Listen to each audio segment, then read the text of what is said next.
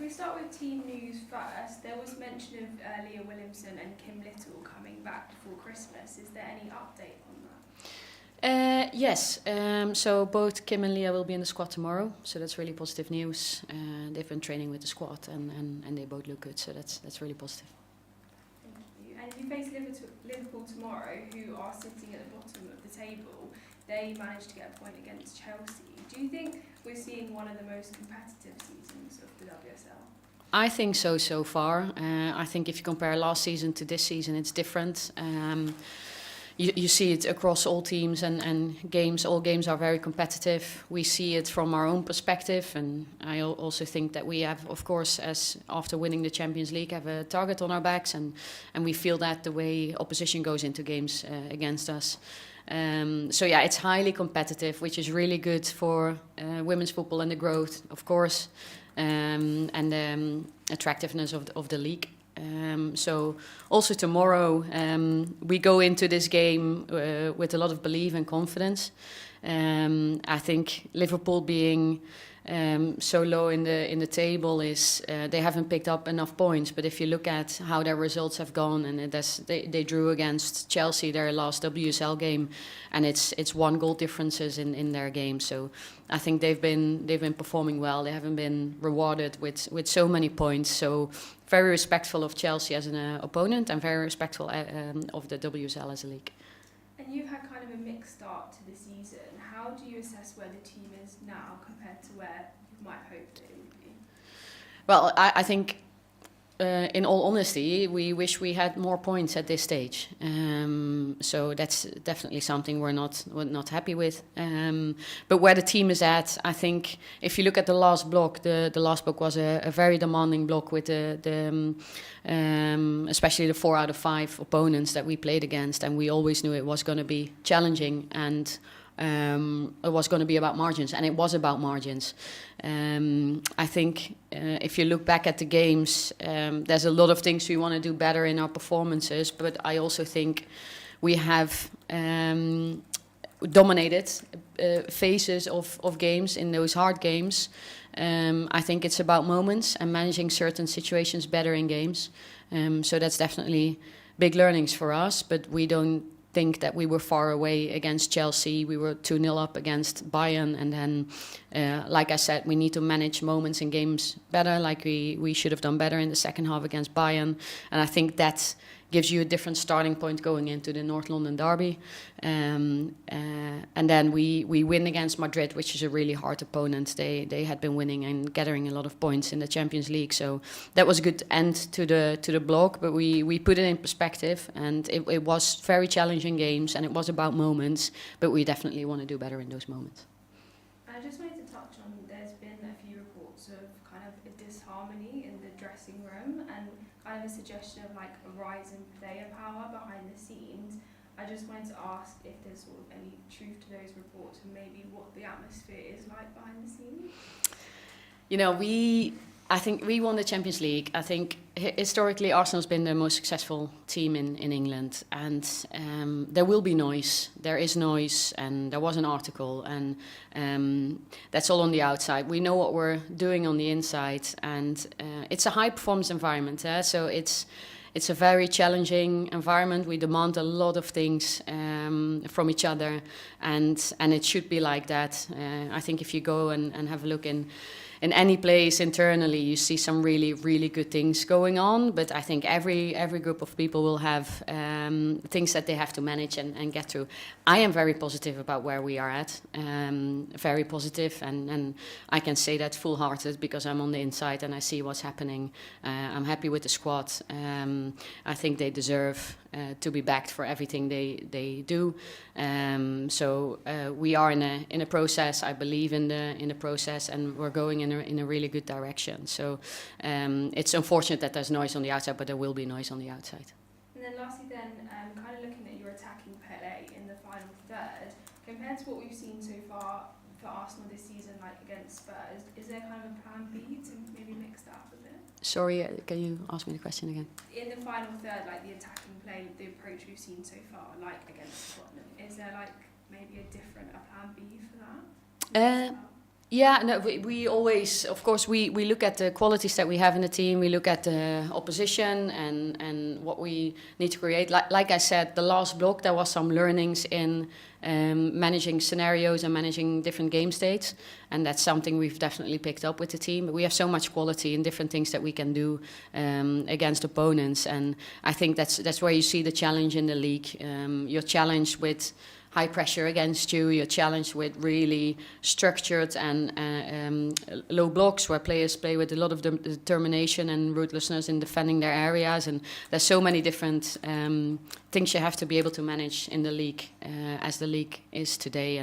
But yeah, we pride ourselves on dominating things and creating opportunities. I think I said it after Tottenham that we didn't create enough clear-cut chances in that game, and of course we've had a look at it on what kind of situations we set up and how we attack spaces in the box, and that's an ongoing process. It's you have this blanket and you want to cover everything constantly, but you can't. So that's we try to find the right areas to work with and try to do that as well as possible, and the players have been great. Thanks so much. Thanks. Good. Hi Renee, nice to see you. Just going back to the article that came out, and I know you said just outside noise, but it did feel like a big deal, that article. There was a lot of reaction. Fans were quite alarmed by what they'd read. Just what were your emotions when you saw the article? Were you concerned, upset, angry? Just what were you feeling? Nah, not so much. I don't read media, but I have to be across certain things, so I did read it. Not too emotional, to be honest, like I just said, because I think we have such clarity in what we're doing here. Then what's written on the outside? Well, emotion, maybe the emotion of I don't agree with it, and it's unfortunate that this is what's written about us whilst we're doing so many good things, and a lot of people invested in the process. So maybe that was the little emotion I felt or the thought I had, but not more than that. It's unfortunate because I think there's so many good things that the club has been doing for so long. I think pioneering the way. I think we did win, because we pride ourselves on winning trophies. We did win a big trophy last year, and of course we're not happy with certain performances or moments in games and results, and that's something we want to do better. I think that's probably the vulnerable position you are in. That's when people can start to write things. But I think media is important to us because you help develop the game and give that exposure. So it's positive. Well, in this case, it wasn't positive for us, but we have to find security and safety in knowing what we are doing. And like I just said, things aren't always constantly perfect. I think not a single sports team in the world has things that are being ran perfectly every single day, but we have a really good process, and we know where we're at the moment, and we know where we want to go. Is there anything in particular you feel could be improved in terms of the culture within the dressing room, or do you not think there are issues there? There are things on the inside, of course. That we are happy with a lot of things, because if you look at the players having perspective on who they are and what they're a part of, it's about playing your role for the team and team first mentality. I think we're really going in a good direction, and that we're on a high level. We talk about how we seek understanding of each other. So an example is of experienced players and new players coming in, and how do we understand each other, and how do we bring all those different backgrounds that we come from, how do we bring them all together going in the same direction. I think we're doing a lot of good things. But like I said, everything is constantly a process. And what about you, Renee? Your contract's up in 6 months' time. I just wanted to check, where are we in the discussions with those, if any have taken place? Constant positive interaction with the club, and I think that says everything about how invested the club is. Me, myself, with Claire, with Jodie, with Rich. So positive communication. I am happy in my role. I don't feel like I'm done with what we want to do. So I don't want it to end, and I look forward to more. So, but if there's something that can come out and clarity, then I'm sure me or the club will give you clarity. And on tomorrow with Leah and Kim, would they be fit enough to play all 90 minutes if required, or is it going to be more of a staggered return for them? Yeah, no, not fit enough to play 90 minutes. And if you look at the difference, Leah has been away for much longer than Kim, so Kim is available for more minutes than Leah will be tomorrow. Thank you. Thank you. Robert. Hi, Rene. I was first of all going to get your assessment of the Liverpool women team that you face tomorrow. Yeah, they like I said, they've had close results. You see in the way they play. Like for example against Chelsea, how they put Chelsea under pressure, and I think Chelsea had a hard time getting out of their own half, and so I think they'll probably pride themselves, Liverpool, on their defensive structure and putting even the top teams under pressure, and I think they do that well. They did that well in that game. They will be missing some players tomorrow, I think, but I think their structure is strong. So yeah, like I said, I think they have a lot of work ethic in their defensive structure, and I think they've had close results, and the league is like that at the moment this year, which is great. So they will really put questions to us. I think especially in their defensive structure, what they can do when they get a little bit lower on the pitch, how they will try to counter-attack on us. We'll have to manage those moments well. And when you look at this game, it brings two former players that have joined, Taylor Hines and Olivia Smith. If you can talk about the progress they've made since leaving Liverpool. Yeah, so I think everything they've said about Liverpool, they speak very positively about their time at Liverpool. We are, of course, very happy that they are with us. And I think if you look at Taylor's journey, it's impressive. The people that have been in the club for longer and know Taylor from before, from the time she spent here. And then she went on to a journey, and now she's back here. Everything we saw of Taylor last year, I was really positive about. Looking at her Liverpool, I think you never know until she's here how is that going to link and connect with the way we want to play. And it's above all expectations. She's been a very quick learner. I think she's really good at connecting with players around her. She has really good positional intelligence, and then everything that we had seen last year with Liverpool is that she has a really good athletic profile as well, with a lot of speed on the fullback position, is able to play different roles, whether that's inside or wide, and she's done that for us, so we're really happy with Taylor. And and then Olivia, of course, she had to manage some things around her hip last block. She stayed home from Canada. She's fit, she's pain-free, and she's looking in a really good place. And of course, we're really happy with Liv and everything she's done for us already this season. She's a young player, so she's only going to get better. She's very invested, works really hard, and brings certain qualities that we haven't had in the team that we definitely wanted. And she brings that extra element to our game. Great, we'll continue to the call now. Tim? Yeah, hi Rene. Just seeking a bit of clarity on some other injury situations. Chloe Kelly, who came off in the England game on Wednesday night, and whether that's connected to the knee issue she's clearly been managing this season. Also Daphne van Domselaar, that's 2 international breaks in a row. Netherlands haven't called her. What the issue was with her, are you confident it's behind her, and are those players available tomorrow?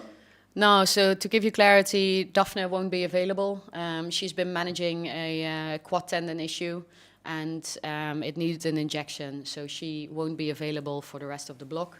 And Chloe Kelly came back with an injury, a little ligament in the back of her knee, so she won't be available tomorrow, and I don't expect her to be available for the rest of the block, but we'll see. And kind of tied to that on the goalkeeper front, obviously you've lost Manu. You came into the season with 3 senior experienced goalkeepers, and you're not going to have Manu for the rest of the season. I wonder if that's something that's on your mind for January, addressing that. Yeah, so we're always, definitely, because Manu is out, Daphne has been managing issues, so we're definitely looking. when we have more clarity, then of course things will come forward and become public. But yeah, we're definitely looking at that position because we think we need a really strong goalkeeper union with 3 goalkeepers available, and we're not in that situation at the moment, so we'll have to solve that for the second half of the season. Thanks, see you tomorrow. Thanks, see you tomorrow. Thanks, Tim. Helen. Sorry, just unmuting. Rene, you seem very re-energised today after the international break yourself. In terms of everything about your demeanour, your voice, your mood, everything seems much. And I wonder how you spent the international break. Thanks for that. I take it as a compliment. I think it's important that I come in with energy. So I feel energetic.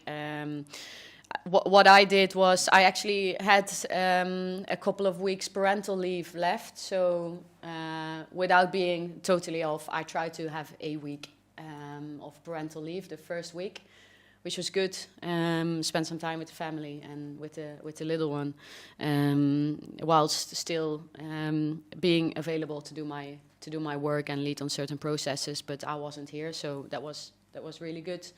For me personally, that was my last week, so that's it for now. So you won't see a fresh Rene again. And then the second week was all about planning for the block, and I was here and we had quite some players here, a couple of injured players and a couple of players on the pitch, which was really good. It's always nice when you work with smaller groups, you get to connect differently with both staff and players. So that was a really good week, and that gave a lot of energy. The other piece of energy I got was when the players came back themselves yesterday. It's always before they come in, you're like, where are they at? They all come from different scenarios and different situations. And what's the energy when they come back in? The energy was really high. I think in Brickworks in the restaurant there was a lot of chit chat. Sue,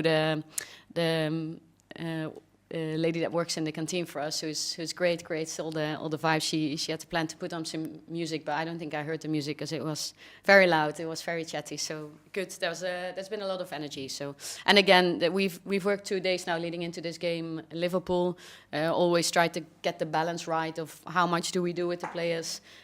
We did do quite a lot with the players from different perspectives. Preparing for the block and preparing for Liverpool, investment has been really high. So I think therefore my energy here and now as well. Brilliant. And just following on from what Tim was asking about injuries and things, one of the big things that's happened in the last few weeks is the weather has fallen off a cliff. There's been lots and lots of rain in North London. It's quite a lot colder as well. And I wonder if that maybe sometimes affects your team selection because players do get injured more in these sort of conditions. No, it doesn't. Like I look at who is available and who we think is right, and so that doesn't change with the weather. What changes with the weather is sometimes in training sessions, if we have a heading exercise or whatever, then maybe that changes. You don't want to get too many repetitions of an ice ball falling on your head. And no, but that's the only thing. But otherwise, selection doesn't get affected, and we always work to keep the players as fit as possible across the season. But we know these colder months, we make some small adjustments. The pitches are so different when you're playing at the Emirates tomorrow, and then on Tuesday when you're playing at Meadow Park. It could not be more different, those pitches. Bournemouth has been okay. I think it was in an okay state when we played Madrid. It's different conditions. Yes, it's a football pitch though. I think the Bournemouth or Meadow Park is a little bit smaller than the Emirates. It's more towards the minimum size, and Emirates more towards the maximum size. We like both stadiums, pitches. Of course, the Emirates, because we can share our moment with so many fans, and the conditions and facilities are on such a high level for high performance. But then Meadow Park is such an intimate place, and I think it also takes us back to where we come from a little bit. It gives us that perspective and understanding your history, and that's also special for us to come to that place. So we appreciate playing on both pitches, both stadiums. Thanks. Good luck tomorrow. Thank you. Thanks, Alan. We've got a few minutes left, so we could do one from each of the hands that are up on the call. Max, do you want to start? Hi, Renee. Just picking up on the news of Daphne missing the match tomorrow. I was just wondering, I guess it comes from you on, obviously, Alec probably likely coming in there. I'm just wondering how she's feeling and, just a bit more on sort of your thoughts on the player and, how she's feeling coming into the match tomorrow. Yeah, she's good. She obviously came to us from Wolfsburg, and she hasn't played any competitive game for us yet. But if you look at the game she's played for Wolfsburg and the experience she's built there, we have full confidence, of course, that she will do well for us this block. So she's been training well, and she's developed in the training environment as well.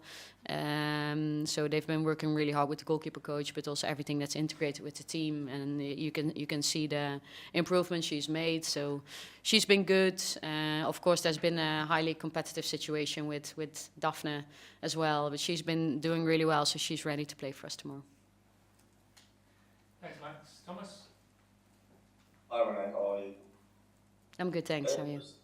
Just a quick one. We've seen in the past week multiple individual accolades collected by members of your team, with Michelle Agyman picking up awards with Leah Williamson and also Alessia Russo. Focusing on Russo, I just wanted a quick comment on how impressed you've been overall with her development this year, and obviously the pivotal role that she plays in the team.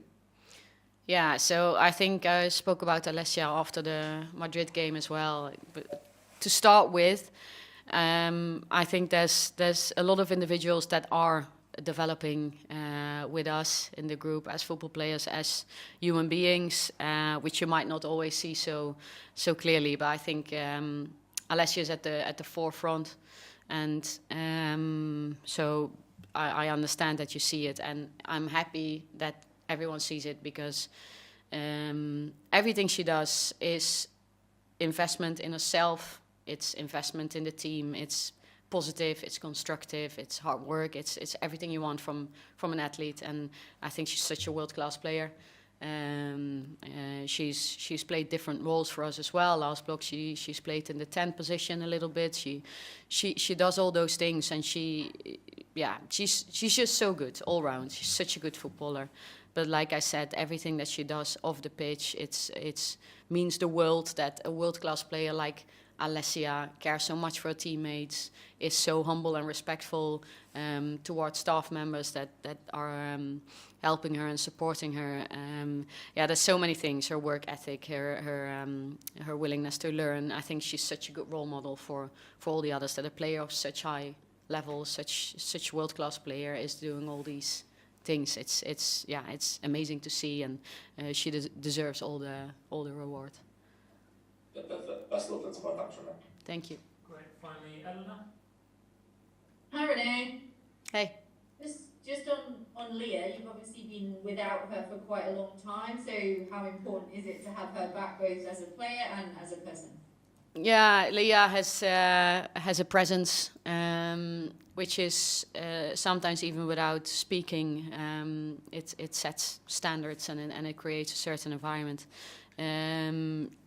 So her leadership, I look forward to having it back. And she's very intelligent. She's good at solving things or communicating things beforehand and afterwards, but she's also very good in the moment. Both solutions from a football perspective, motivational, what the game needs, what the team needs. So it will be really, really good to have her back, and just the fact that she's going to be with the team tomorrow again. She's going to be in the changing room. She's going to give these little injections of communication to other players. It's going to be such a win for the team. So we're really happy that she's back. She hasn't had a long run of team trainings, and there's been very little opportunity for her to train into more chaotic situations and 11v11s, because we just come off the international break. So she's still building, of course. But everyone has seen how good of a footballer Leah is, and it will be such a addition to the team now for this block to get her back. Thank you. Great, thanks everyone. We'll leave it there. Thanks. Thanks, guys.